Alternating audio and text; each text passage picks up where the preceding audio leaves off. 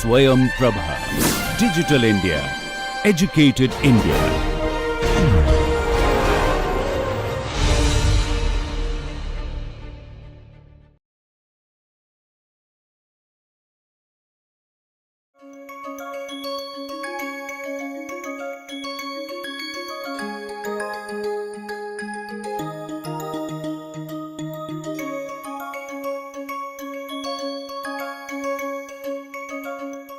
When we talked about batteries, many of these are now where you have prototypes, they are commercial. We want to look at an early stage calculation and how the energy analysis can be used to actually compare between different options. So we talked about hydrogen, and the only way we can think in terms of making hydrogen viable is if we can make it from renewable sources. So current methods of hydrogen production, typically most of it, 90% of hydrogen production comes from natural gas, from steam methane reforming. One can also have coal gasification and electrolysis. Mostly it is based on fossil fuels, which is not sustainable from the overall viewpoint. So we need to look at hydrogen production from renewable energy sources like wind, solar, biomass. And this study that we're going to talk to you about is to look at biological methods of hydrogen production. These are still at the laboratory scale, where it can operate at ambient temperatures and pressures. They are expected to be less energy intensive, and they have a variety of feedstocks as carbon source like sugars, lignocellulosic material, wastewater, and there are several reactions. There are substrates and bacteria. So you have basically the biological feedstock, something like C6H12O6 with water giving you hydrogen, CO2, and then another compound. So this is the hydrogen that we would separate and use, and we'd like to, this you can see, this is a slightly old paper, it's in 2008. There's a comparison of biohydrogen production processes. So what we said is all these processes today are still at the laboratory scale. Based on what has been done in the laboratory scale and the performance, can we assess and see whether these are likely to be viable, and how do they compare from an energy or a net energy point of view. So we would like to calculate the NER and see if those NERs are greater than 1. And in order to do that, so the production at commercial level not reported, pre-treatment methods and hydrogen production depends on the feedstock, which feedstock is viable, which is not, which process is viable, which is not. So the analysis of different feedstocks and processes is necessary before we invest in scaling up the process, and this is a methodology that we have used. We have shown, we are looking at biomass to hydrogen. There are thermochemical methods, pyrolysis and gasification, larger scale. We are looking at biological processes, biophotolysis, dark fermentation, photofermentation. I am not going to go into the details of the process. I am just going to illustrate for you the methodology and some of the results, and those who are interested can look at the paper and associated papers. And this can be an area where still this is an area where there is a scope for doing active research. So we look at 4 different processes: dark fermentation, photofermentation, 2-stage fermentation, biocatalyzed electrolysis, and we will take an input feedstock of sugarcane juice. So the functional unit that we have defined is 1 kg of hydrogen to be produced at 25 degrees centigrade temperature and 1 atmosphere pressure. We compare this with a base case of steam methane reforming with natural gas, and we would like to calculate couple of things. One is, what is the net energy ratio output by the non-renewable energy input? The NER should be greater than 1. Also, what is the kg of CO2 equivalent per kg of hydrogen? And then the energy efficiency. We've used the LCA software SIMA Pro, but we can also do this just using our own calculations. And the heat which is being used in the processing, we need to produce steam. We use diesel with 90% combustion efficiency. For the electricity, we use the Indian electricity mix, and this is the kind of mix. And we said that biomass derived CO2 is 100% carbon closure, so 0 CO2 impact, and we look at natural gas and biogas as the residue. This is the electricity supply mix that has been assumed in this case. There are different kinds of, for steam methane reforming as the base case, we use natural gas, coal, and these are all the different kinds of inputs which are used for the net energy analysis of hydrogen from steam methane reforming, which is used as a base case for comparison with these options. This one was the dark fermentation. In the case of photofermentation, we have the sugarcane milled to get bagasse. Then we get photofermentation, which goes to the anaerobic digester to produce methane, and the photofermentation output is separated using pressure swing adsorption, and so we get hydrogen. In each of these processes, there is some energy input which we quantified. And the third process that we have is the two-stage fermentation process, where again we have milling and bagasse, we have dark fermentation as well as photofermentation, and then you have the anaerobic digester for methane and pressure swing adsorption for hydrogen. In the next process is with biocatalyzed electrolysis, where we have an anode and a cathode, and bacteria, where you have this power small, this is where you have the electrolysis and hydrogen is being produced. And these are the input data in terms of the electricity used in the sugarcane crushing, the production in the dark fermentation, photofermentation, methane to CO2 ratio, the recovery in the PSA, compressor needs electricity input, so we have the isothermal efficiency, and then we have the loading of the biocatalyzed electrolysis. Based on this, we build up for each of the process mass and energy balances. I am not going to go into details of this, you can look at the details in the paper. And essentially what happens is that for each of these, the sugarcane input, electricity input, the ammonia, platinum, the outputs which are there, and for each of these processes we create the inventories in terms of masses, and then we also create the energy content. And then in the case 1, the final results without byproduct. With byproduct, of course, it looks much better. You can see that in all these cases, the CO2 emissions, kg CO2 per kg of hydrogen that we have is significantly lower in all the in the biohydrogen processes. And it turns out that the two-stage process seems to be the best in terms of the CO2 emissions. Similarly, if you look at the non-renewable energy use, photofermentation and two-stage process look to be similar, while biocatalyzed electrolysis uses much more in terms of the energy. So this gives us a way, a direction in terms of how to move forward in terms of processes. Within the process, we can again use it if we can have a process model, and we can use it to make the comparison between making a viable process and making a process which can then go to the next stage where you can do the economics. These are a series of charts which have been used by Ashby, which has been proposed by UK researcher Ashby, and this is reported in Alvord et al. You can see essentially the idea is that when we choose materials, we often do that based on a particular application. We choose from a particular set of materials, and people often historically use a particular set of materials, but for some properties it is possible to have a whole host of materials. So for instance, if you look at ceramics, metals, polymers, and we look at, let's say, the property that we are interested in is a Young's modulus. So you can have for a given Young's modulus a whole set of different materials between metals and ceramics, and different materials have different amounts of embodied energy.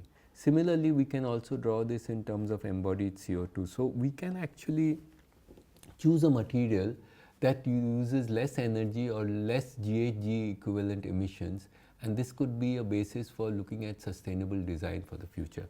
And this is just to illustrate, this is another parameter when we look at strength, and so one can actually create these kind of curves, and these can aid the designer in terms of choice of different kinds of materials. And we are now in an era where we actually have nanotechnology and we are creating designer materials. So this can be even more useful because we can actually look at materials with a particular capability which has a low energy footprint, low carbon footprint.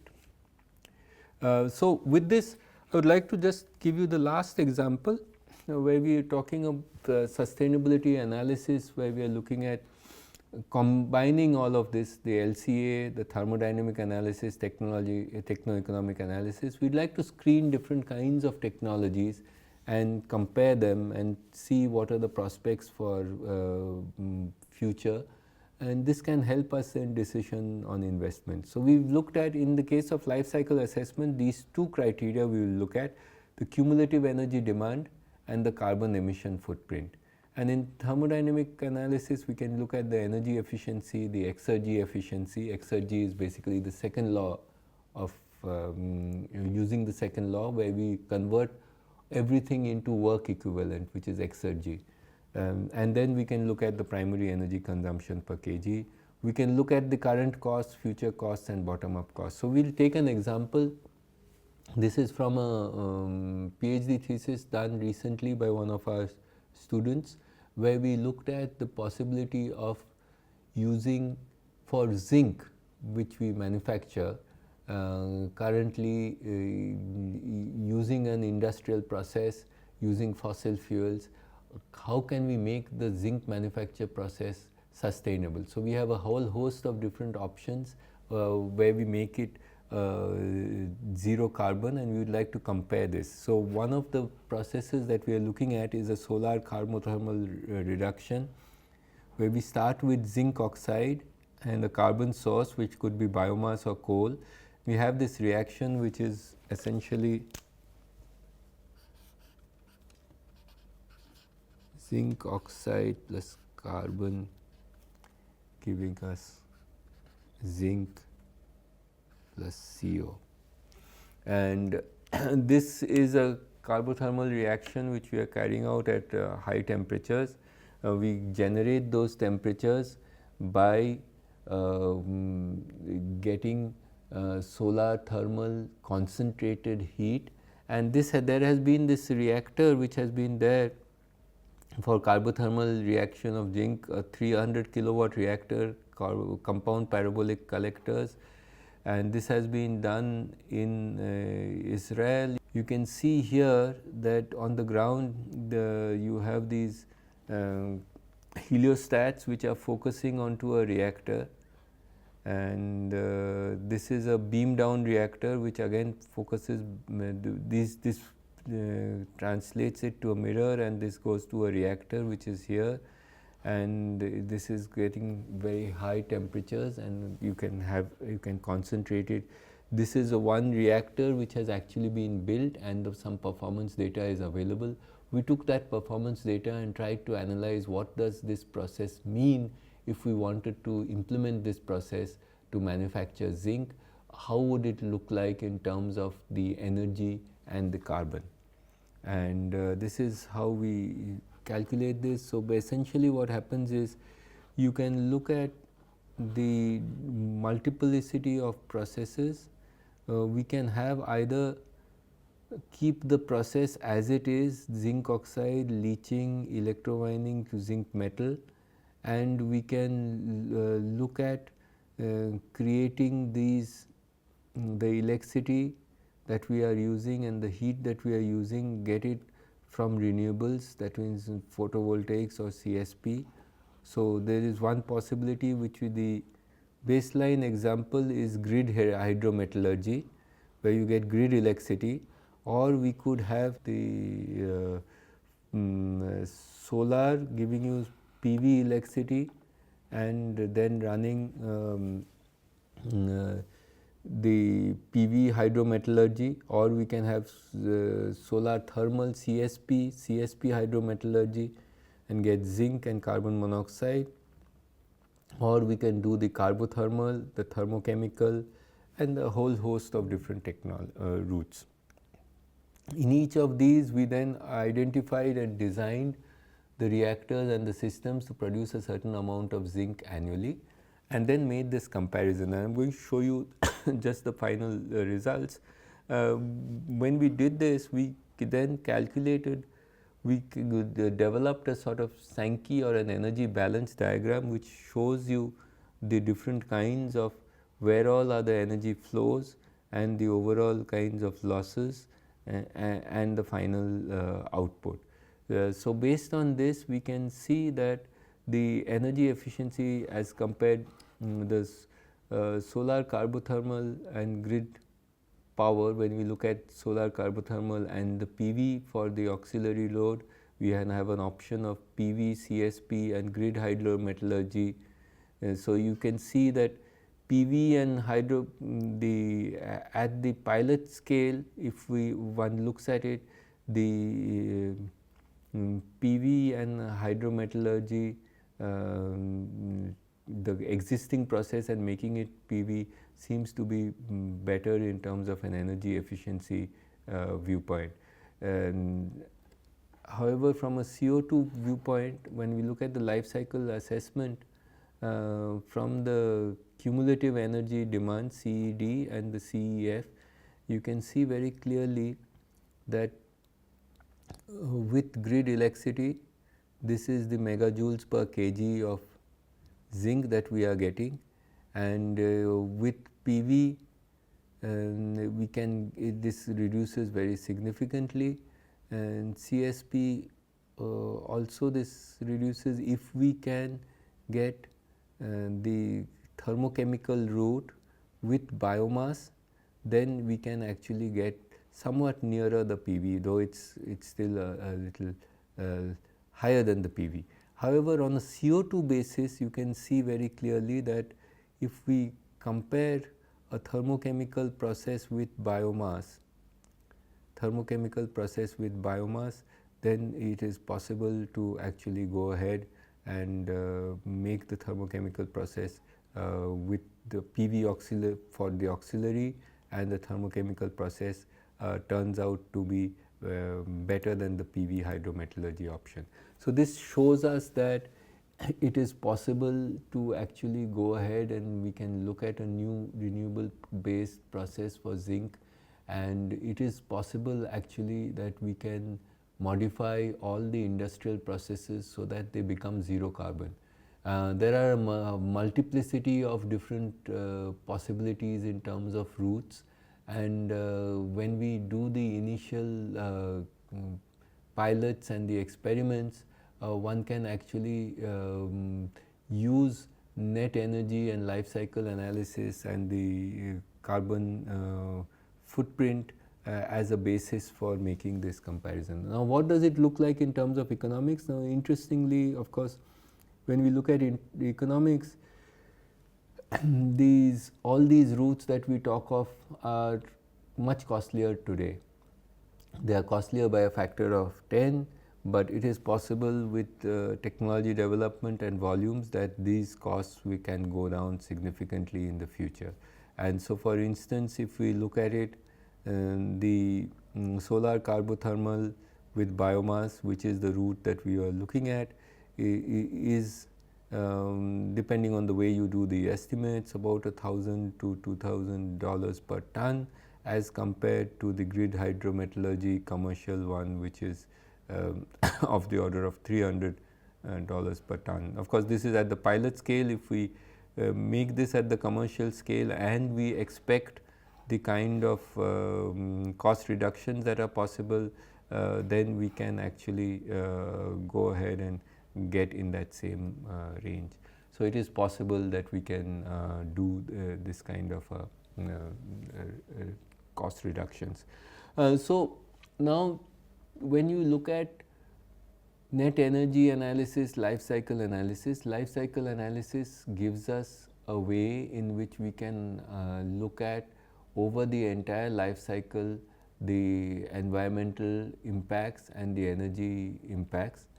Net energy analysis, at times what happens is, especially in the case of new technologies, and when we are looking at going from the research and the lab scale to the pilot scale, or pilot scale to the before commercialization, it is very difficult to estimate what would be the costs.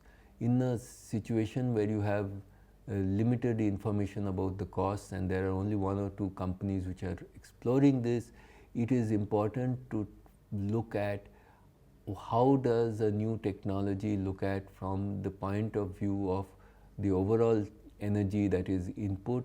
Is the NER greater than 1?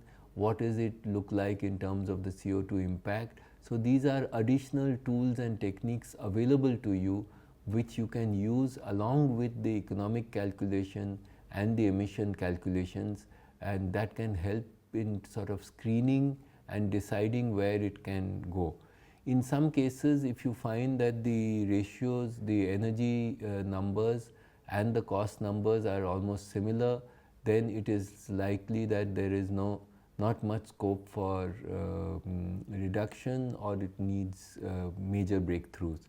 In cases where you find that the energy inputs are much lower but the costs are at a higher factor, it means that with technology development and commercialization, it is possible that that technology may actually yield better results. So an net energy analysis can help and direct some of the choices of new materials, new processes, and this is something which has been used but not used as much as it could be, and this is something which I hope you will use when you analyze different energy systems, and you especially look at new things coming out to see that they are viable from an overall energy point of view. With this, we will close with this module and we will go to the next module, which will be on energy policies and how we can do policy analysis.